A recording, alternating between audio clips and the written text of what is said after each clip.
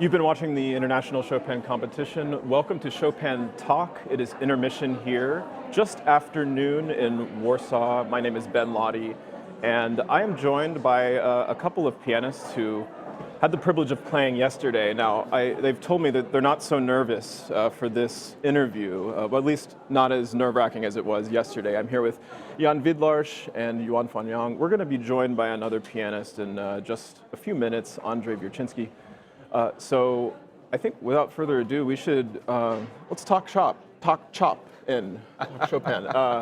Sorry, that's the last dad joke I'll make for the day, but I should mention that every pianist in the competition was invited to come and be part of Chopin Talk. Now there's only limited spots and many pianists, would prefer to sleep on their day after performing, I think. So this was entirely voluntary, and I thank you guys for joining us. Yuanfan, let's start with you. So I noticed that you two both chose different pianos. You chose the Fazioli and Jan chose the Kawai. So let's talk about these instruments. You had, 15 minutes to decide? Tell us about just what are you listening for, and what did you play, and how did you kind of make that decision to go with the Fazioli? Yeah, it's hard to choose in 15 minutes because, actually the time you spend walking from piano from one to another, you'll probably waste about 2 or 3 minutes gone just from walking. Well, so you should have run. yeah, I did. Yeah, okay. It's good exercise to burn off some calories. But yeah, no, I mean, the Fazioli, I thought it was a really interesting sound, I thought, and I felt like I could do a lot of colours with it. It had a really good touch, but the other pianos were also really good, and that's what made the decision for me very difficult. Well, I'm really sort of enamored with the Fazioli's timbre in the lower register. It's very an orchestral instrument. I think it sounds different when you're right in front of it than it does in the hall, and that's challenging. Did you have anyone in the hall, any spies who were kind of back there saying, this sounds like that? Because you're trying it out for yourself, but you can't also stand in the back of the hall while you're listening. So what was that experience like? I think they had this in the rules this time, that I think no one was allowed in. Really? If only we could have you there, actually, just helping people. That'd be great. Well, I'll talk to the organizers. Maybe the next time they can hire me, and I'll try to give neutral feedback to all 84 pianists. Yeah, this that'd one, be great. I don't know if I could be paid enough for that, but Jan, what about you? You played the Kawai. Tell us about this instrument. I don't know where to start from. It was hard, especially I knew, of course, all of the 5 pianos are going to be really good. So I just treated it as I just asked myself the question, even before I entered the stage, what's the piano I feel the most comfortable in? Mm-hmm. And especially the Kawai, I just had a feeling it's the easiest for me to create this kind of bond with it, where I can forget about all the other stuff and just completely focus on the music. You have to develop a relationship with the piano. Yeah, and that's why actually, at least that worked for me, because for the last time the grand pianos I was most used to playing was the Steinway and Kawai. So I knew maybe it would be easier for me to adjust to either of them. So I probably spend most of the time trying to know which one I'm going to choose. And then actually the last few minutes of the rehearsal I just did my decision, and I tried to get used to try the places I feel like they're the most important. It's a little bit like speed dating then. I mean, you've got 15 minutes and you have to meet each piano and try to get to know it and see which one you want to ask out to the competition, right? The Kawai's got a really rich bass, and you played the C minor nocturne, which is sort of the great ballade of the nocturnes. Just talk about that, the richness of that bass sound, which you were the first I've ever heard in this hall, so it impressed me from the first note. What do you think of that Kawai's bass register? It helps a lot sometimes. It's actually sometimes a curse, because when you really want to make sure you sing in a higher voice I remember at the rehearsal, it's around the 4th page of the ballad number 4, and there's this place with kind of like polyphony in the middle voices, strong bass, quite a strong, at least bass full of sound. And then there is a melody in a higher voice. And it's not so easy to handle the melody with this bass. So it can be a curse, but of course it can give you a lot of, I would say, I just feel safe when I have such Well, a bass with me. The quiet just sounds like a warm hug. It's like a thick Yeah. blanket, but you're right. I've noticed some challenges out there among pianists trying to create polyphony, for example, in the middle registers. Let's talk etudes. Yuanfan, you saved the etude for last. I suppose you had a chance to get, well, you actually played two etudes, but I'm talking about the fast one. You chose the E major, Opus 10 number 3 as your nocturne. Began with that, but you saved the sort of fast etude for last. 10-1 is actually one of the least chosen of the 5 etudes. Oh, is it? Okay. Oh yeah, many more winter winds and, hey, Andrzej, how's it going? We're talking etudes, so we'll get to your winter wind in a moment, but 10-1, I mean, how did it feel up there? How do you conceive of this piece? Because sometimes it's sort of played as fortissimo, wall to wall, but you had a nice airy and sort of a thoughtful approach to it. Just talk about having to get up there and play that. Yeah, I think of course, I think Chopin was definitely inspired by Bach's Prelude in C major, and I think there is definitely a narrative and a story that goes through. I mean, of course, one could just play it as a series of arpeggios. It's very impressive, even as that, but I tried to just try and find some layering and a bit of a journey to show that there is kind of nuance and ebb and flow, and I think the harmonies are really quite extraordinary, even in a piece like this. You're a bit of an improviser yourself, aren't you? I like to improvise, yeah. Have you ever improvised on the C major etude? I have actually. I did a pop kind of a cover version of it. So you play the etude, and I've got some kind of nice chords that go on the top of it, like a melody, and it sounds a bit too like Elton John. And I showed it to 2 friends. One of them liked it, and the second said, "What on earth have you done to this? You've completely ruined a masterpiece." Completely. How much would I have had to pay you for you to do that on stage yesterday? Ooh. Immunity from. At least as much as the gold medal, and then probably another 20. Andrzej, I really admire the freedom that you play with, and thank you. you're actually a veteran of this competition. Was it easier the third time around yesterday? It was a little bit easier because I know the acoustic already and I know the hall. I played here several times, but still it's separate event, so it's another event, so it's always, a privilege to play. So it was different in sort of ways, but the same because I already know the hall. Well, speaking of etudes, you played the Winter Wind, but I don't think you play it like an etude. Yeah. And I don't know if you think of it that way, but you were much more flexible and you showed sort of the shape of it. How do you think of this piece? I just love this piece, and I played it for a very long time, and I love particular the left hand in comparison to the right hand, to create the sort of one organism, one body, with the sort of accompaniment of the right hand, but still it should be melodic in some ways. So I love the combination of both hands. If it didn't have the name Winter Wind, do you think you would play it differently? Oh, I'm pretty sure the Winter Wind is the right name of the piece because of the dramatic and sort of this sort of very tragic left hand. You each had to choose from only 5 etudes this year. It was a narrowed choice. Last time there were 2 etudes. I know in Garrick Olson's year, 1970, there were 3 etudes that you had to play. And also only 3 waltzes to choose from this time. Jan, if you had to choose one other waltz besides the Opus 18, 34-1, and Opus 42, what's your favorite waltz? It's a hard choice between Opus 64 number 2 or 3. I don't know which one. Probably number 3 because it's just bigger piece in a way. It's bigger. It sort of starts unassumingly, but then it goes in the most imaginative directions. I mean, it's such a beautiful piece. 64 number 2, C sharp minor. Do you do any of those inner voices with the thumb? Do you get bored enough to start? I actually never played them. I just love this opus. Well, we look forward to your waltzes album. Yuanfan, what about you? One other etude you would have chosen, not on the list, and maybe a waltz as well. Oh. I really like the E-flat major, Opus 10 number 11, which I actually did for the preliminary round here, because it's not one of the pieces that's often played. I like finding things off the beaten track, as a general rule of thumb.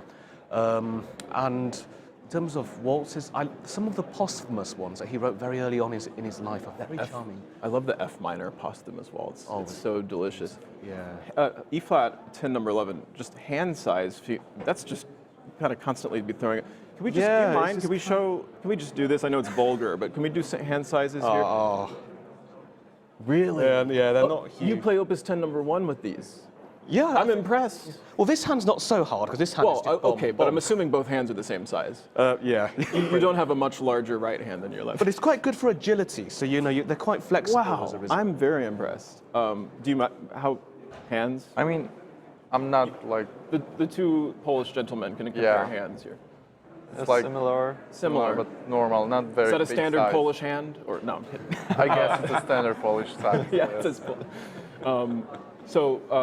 But the truth is, we pianists know hand size doesn't matter that much. I mean, it's easy for us to say that if we have bigger ones, but also sometimes smaller hands can help with like the double thirds etude, for example. How do you begin that? What's your fingering, the thirds etude? 3 on the black key and 4 3, on the 4. white. 3, 4. So you don't do what Yuanfan Lim does and No. go over the top. I don't know how anybody does this and then switches. That's what confuses me. Yeah, I actually don't switch my fingering because then when the trill is finished and it's, I mean, the other key joins, it's like E flat, D. It's not flat, but whatever. I also keep the 4, so I just jump the 4 under the third, and then I can easily start the. I guess it's also more about the flexibility than the like real size of the hand. Because you could have large, stiff hands, and that's not very helpful. Not really. Andre, you had a younger brother in the competition. I Is that have right? actually, yes. Played right after you, so you must have walked down the stairs and he was about to walk up the stairs. Yeah, but we didn't meet before. Like we didn't meet just before going on the stage because we are focused on our own job to do, and he was waiting somewhere else. And we discussed just before the competition that we don't want to see each other before the playing, so it was our deal. Yeah. But in general, you get along as brothers? Of course. 6, 7, well, I don't know about of course. Not every sibling, Oh yeah. you know, especially when you play the same instrument, you're competing that's with each true. other. Did you pick the same instrument? We picked the same. Yes. Coincidence, right? Not Coincidence. We mutual. didn't know. We didn't. Did you play the same pieces? Well, the same waltz. The same waltz. Only the waltz was the same. Did you compare interpretations beforehand? A little bit. We talked, just mentioned that we played the same piece, but we didn't want to discuss the interpretation at all because it's different story, different person, and yeah. You have a lot of fun with the waltz. Do you have any pianists, old-style pianists who played with this kind of freedom that you admire that maybe have influenced you? Oh, of course, many of them, but I don't have my favorite performance. I love many artists who play waltzes. Recently, for example, Rubinstein, but also Zimmerman is also a very good example of playing with all the freedom and all the flexibility in all the pieces, not only waltz, but it's interesting to catch the proper atmosphere in this piece. Yes, and Absolutely. it was interesting to pick by the organization the waltz in the first round, right? Well, it was fun listening to you, and you just played with a lot of confidence and suave. Yeah. Thank you. I don't know if all of you have had a chance to compose, but we're sitting here with someone who's written at least 4 piano concertos. Are you on to your 4. 5th one? Not at the moment. Well, Well, if it's never too late to begin. Well, Beethoven wrote 5. Rachmaninoff technically wrote 5, I guess. Yeah. So maybe at least But one Beethoven more. wrote 32 or 35 piano sonatas, depending on, and I haven't. So How many sonatas have you written? not any serious one. I don't know. It's hard to really delve into that genre, I think, because it's quite, in some ways, constricted. Because you have to follow all these kind of rules. I mean, you could break them, but then is it really a sonata? Right, why even call it a sonata? Yeah. What is your style, and how much of it's influenced by Chopin? Oh, I have quite a myriad of styles because I like adapting. I mean, like my third piano concerto was definitely more gritty, kind of experimenting with tonal languages of between atonal and tonal. So kind of, I was listening to a lot of Ligeti, Thomas Adès, George Benjamin, that kind of stuff. But my fourth one is much more romantic and probably closer to Chopin's, well, maybe more of a film style, more, shall we say, audience-friendly, as it were. Well, it's always nice to to have an audience actually enjoy listening to the music. But I'm curious. We only have probably a minute left, or not really sure. But favorite composers besides Chopin, Jan? Beethoven. Beethoven, right away. You knew it. Yeah. Yeah. And do you compose yourself ever? I tried, but I just felt like, why should I do it if so much has been done before me? And I couldn't really find myself in trying to mix in between the styles. A favorite Beethoven sonata? It's a close tie between 109 and 10. We can throw 111 in there, maybe just as... No, not yet? A little bit less, but of course I love When you it. get a few years older, maybe that one will come first. I think so.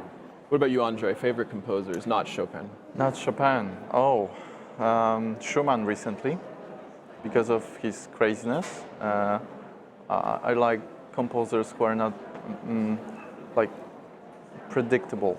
So do you like Scriabin? I like Scriabin as well, but I didn't play many of his sonatas. I played few, but also Rachmaninoff is a great composer. Right? What's a Schumann crazy piece that you like? Oh, Kreisleriana I played recently, so I think this is the most extensive and like combined many structures and many faces in one piece. So it's very interesting to play this. Yes. And favorite Chopin piece? We'll start with Yuanfan. Polonaise Fantasy. For me. Good answer. Yeah. Well, we hope to hear all three of you play it. And what about you, Jan? Close tie between Fourth Ballade and Polonaise Fantasy. I cannot decide. These are all good, mature responses. You never hear somebody come out and say, "Oh, I love the Opus 3, cello Polonaise. It's my favorite Chopin piece." Yes, these are correct That's my answers. second favorite. That's your second favorite. How did you manage to guess that? I was just listening to it. Andrzej, favorite Chopin piece? Oh, recently the Polonaise Fantasy is my favorite piece because of this compulsory piece in this competition. But Was it new to you for this competition? it was new. Yeah, but the heroic Polonaise is one of the greatest, and Is that on your also- program for this? No, but one of my favorites as well. I played Andante Spianato and Grand Polonaise, and I love it as well. But yes, Polonaise Fantasy for sure. Well, I'm not sure how much more time we have at the Chopin Talk here, but I do have some questions from Instagram. 15 minutes, you said? 15? 15 We have all minutes day. left. 15. I'm not sure. Why, are you in a hurry? I'm no, surprised no, too. I'm just No, surprised. Well, let's all have a drink of water. I think we have more to talk about. We can relax. For a second here, I thought we had to hurry, but well, in that case, where do we begin? ChatGPT, think of some more questions. Let's go. Well, I mean, we don't need AI. We've got social media and crowdsourcing. So, okay. Well, I mean, here's some standard questions that we like to ask pianists. I mean, how many hours do you practice? Well, let's give an average, when you're not preparing for the Chopin competition, then we'll say in the last 2 months or so, and what's the difference? So what is your average sort of piano Not practice as like? much as you might expect, actually. Maybe 3, 4. Sometimes life gets in the way. There are other things to do Yeah. as well. Yeah. So you don't only play the piano? Sadly not, no. No. Do you like to read? Do you take walks? What other things do you spend your- Yeah, well, I mean, I travel a lot, of course. I like watching films. What kinds of films?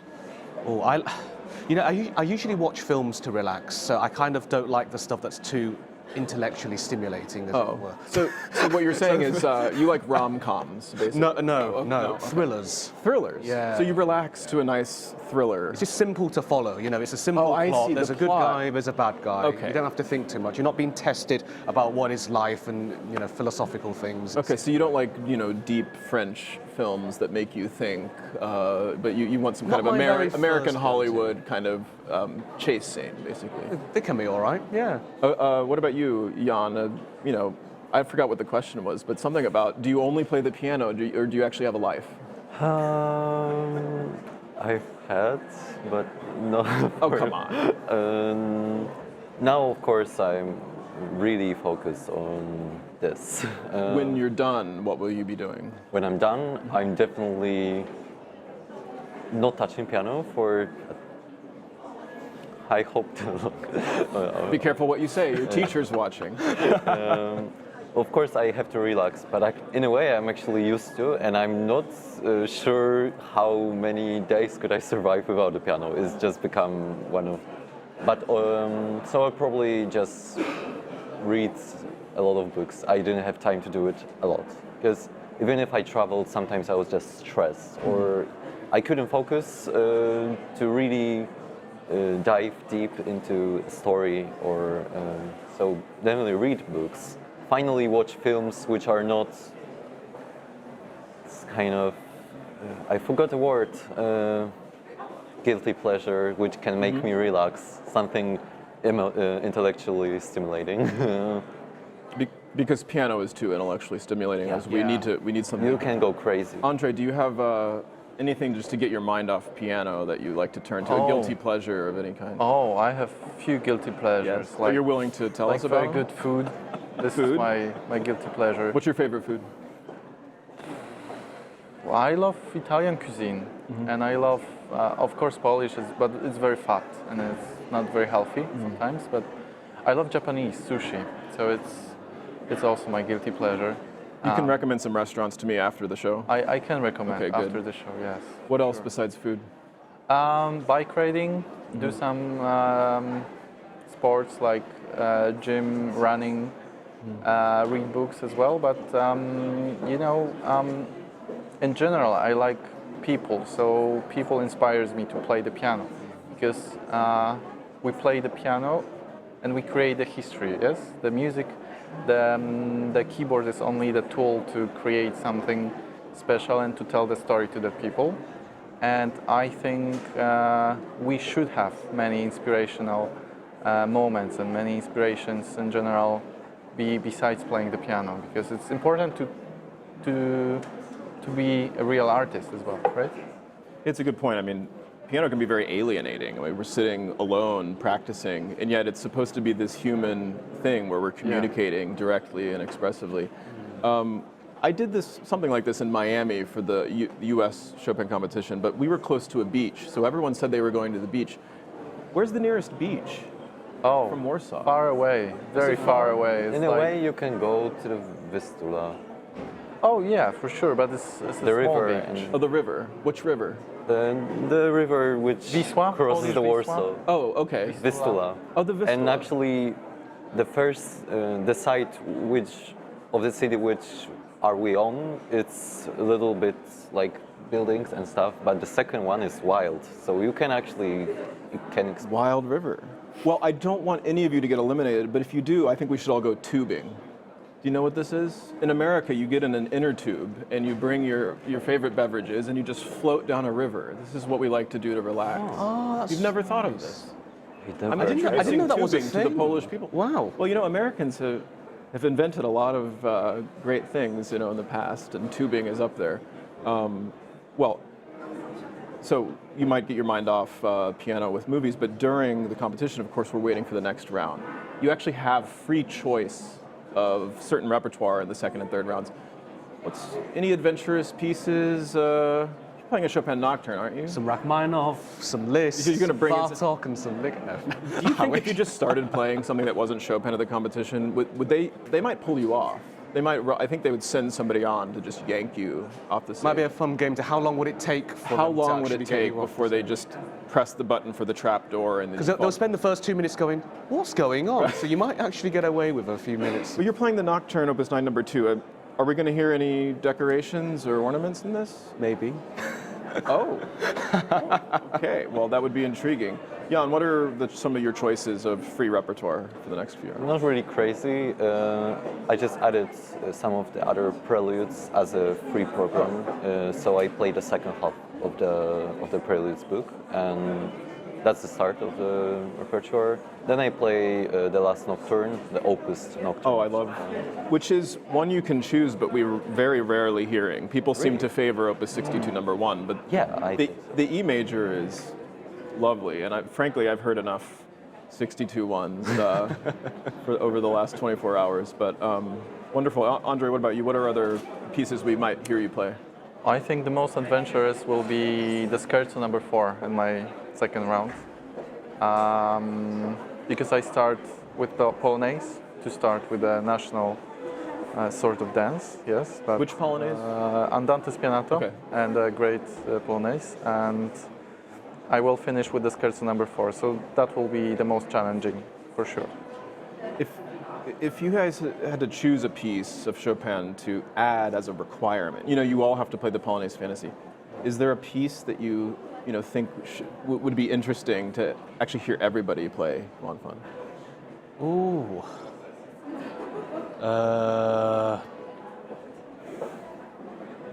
Gosh, I'm not sure actually. No, I really do like the kind of free choice in the second and third round because it gives you a chance to find something that's true to your own personality and combine your program in a different way. So you want fewer requirements.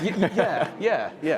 Well, one of the former jury members, Dina Jaffa, told me that she wants chamber music round, Mendelssohn, Dvorak, and I'm like, Oh, that'd be nice. I'm not sure if it's still the Chopin composition at that point, but interesting idea. I asked Artur Schklener if the gong is happening, but I asked the director of the competition if we'd ever hear the cello sonata.